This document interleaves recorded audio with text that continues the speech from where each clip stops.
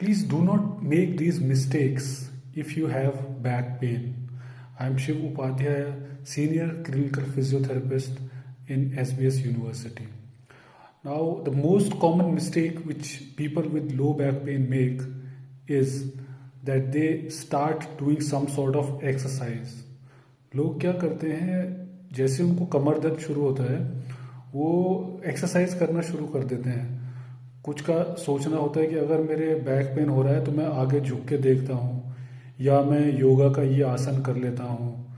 ठीक है, तो ये बड़ा रिस्की होता है because you know when ever you have back pain, जब भी आपके कमर में दर्द हो रहा है तो एक तो लेटना नहीं होता, मतलब कंप्लीट रेस्ट जिसको कहते हैं, वो भी उससे भी नुकसान होगा।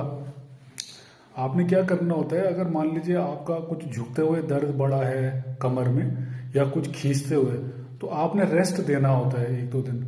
रेस्ट का मतलब ये नहीं कि आप बेड रेस्ट करिए, रेस्ट का मतलब ये होता है कि आप आगे को झुके नहीं, कोई भारी सामान उठा के इधर से उधर ना करें, जल्दी में मूवमेंट ना करें, क्योंकि क्या होगा ये आपके मसल्स पे स्ट्रेन डालता है।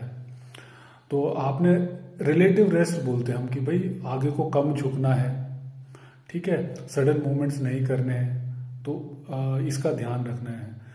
अच्छा, दूसरी मिस्टेक्स लोग क्या करते हैं, वो ये करते हैं कि मान लीजिए आपने बैक पेन की मेडिसिन खा ली अपने आप से ही ओवर द काउंटर, तो उससे आराम मिलता है कई लोगों को। अब उनको लगता है कि जी मेरा दर्द तो ठीक हो गया, पर वो दर्द की जो बेसिकली जो प्रॉब्लम है वहाँ पे जो मसल में स्ट्रेन आया है या स्लिप डिस्क की वजह से इन्फ्लेमेशन आई है बैक में, वो तो रहती है।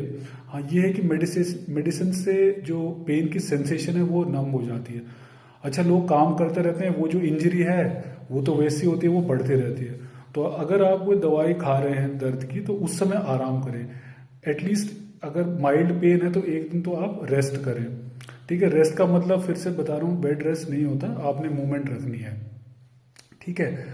अच्छा, उसके बाद एक और मिस्टेक जो लोग करते हैं वो ये है कि ओवर रिएक्ट कर जाते हैं कई बार बैक पेन के। मान लीजिए थोड़ा सा दर्द हो गया, वो तुरंत डॉक्टर के पास चले जाएंगे या खुद ही एक्सरे करा लेंगे, ठीक है, या एमआरआई करा लेंगे। उसमें क्या होता है कि कुछ चीज़ें ना ओवर डायग्नोस हो जाती हैं। जैसे मान लीजिए आपके बैक पेन हुआ, आपने एमआरआई करा लिया, उसमें आ गया जी स्लिप डिस्क है, तो फिर आप डॉक्टर के पास चले गए, जो जनरल मतलब जिसके पास भी गए या फिजियोथेरेपिस्ट के पास, तो हम लोगों को ध्यान उस तरफ चले जाता है, जबकि वो जो प्रॉब्लम है वो कई बार इंसिडेंटल फाइंडिंग होती है।